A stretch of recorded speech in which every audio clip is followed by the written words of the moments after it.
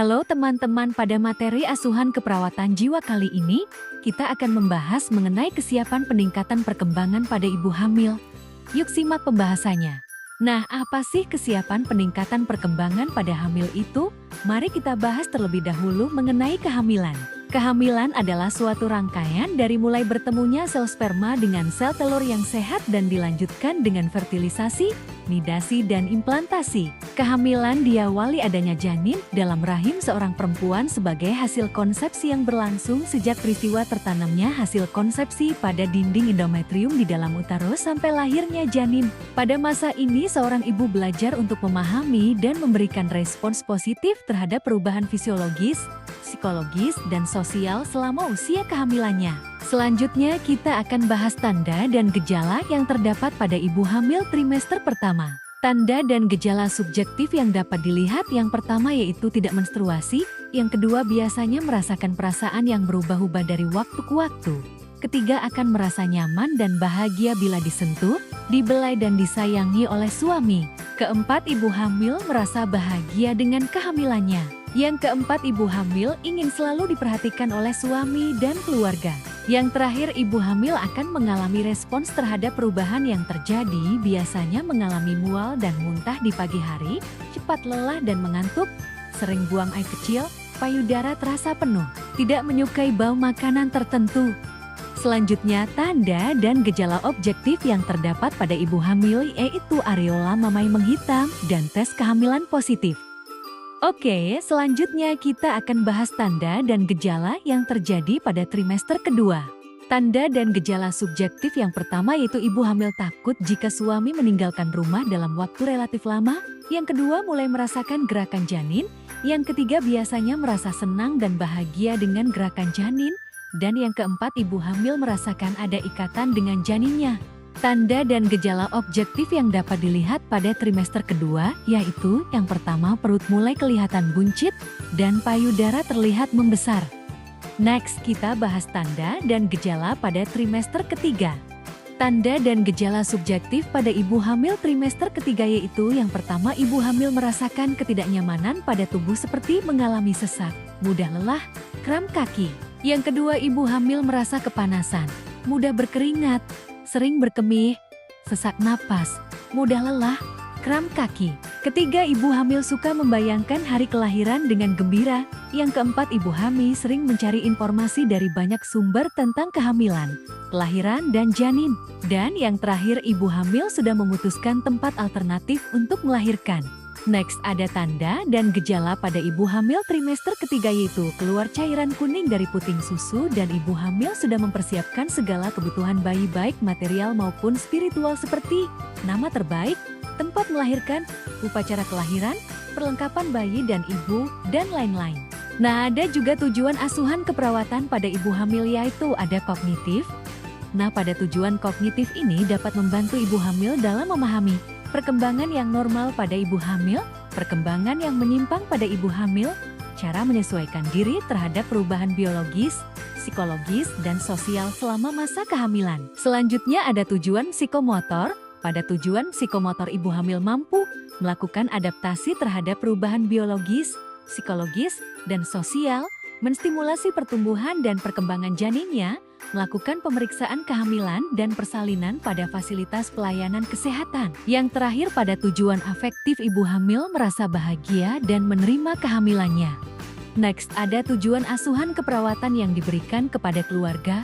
Yang pertama, pada tujuan kognitif. Pada tujuan kognitif ini, keluarga mampu mengenal perkembangan ibu hamil yang normal dan perkembangan ibu hamil yang menyimpang. Pada tujuan psikomotor, pada tujuan ini keluarga mampu memberikan dukungan pada ibu hamil. Nah, yang terakhir pada tujuan afektif ini keluarga mampu memberikan kebahagiaan dan motivasi pada ibu hamil. Oke, selanjutnya kita akan bahas mengenai tindakan keperawatan. Nah, yang pertama tindakan yang diberikan pada ibu hamil. Tindakan pertama yaitu diskusikan tentang perkembangan yang normal yang dialami selama kehamilan. Yang kedua, diskusikan tentang perkembangan yang menyimpang yang dialami selama kehamilan. Yang ketiga, diskusikan tentang perubahan biologis, psikologis, dan sosial pada kehamilan dan cara adaptasi. Yang keempat, diskusikan tentang cara mencapai pertumbuhan dan perkembangan janin yang normal dengan bonding dan attachment tercapai dari trimester 1 sampai trimester ketiga. Pada trimester pertama, usahakan menyentuh atau mengelus perut, berusaha bersikap tenang saat mengetahui kepastian kehamilan, menghindari stres, mulai mengajak janin berbicara, banyak berdoa, meditasi atau ibadah lain, berusaha memenuhi kebutuhan gizi janin, makan sedikit tapi sering, melakukan kegiatan yang menyenangkan, selalu berpikir positif, berbaik sangka terhadap segala sesuatu yang terjadi.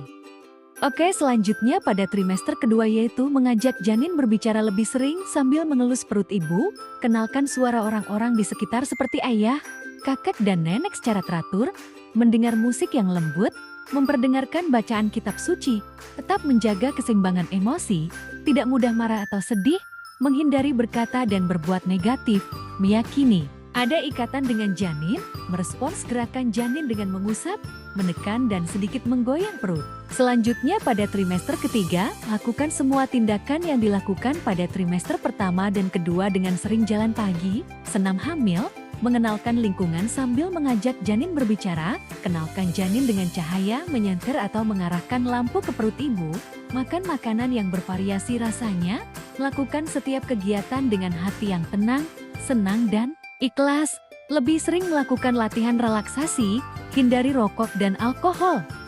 Next, tindakan keperawatan yang diberikan kepada keluarga. Nah, tindakan keperawatan nurse pada keluarga diberikan kepada suami, pengasuh atau caregiver dari ibu hamil. Kegiatannya yaitu, yang pertama jelaskan tentang perkembangan ibu hamil yang normal, yang kedua jelaskan tentang perkembangan ibu hamil yang menyimpang.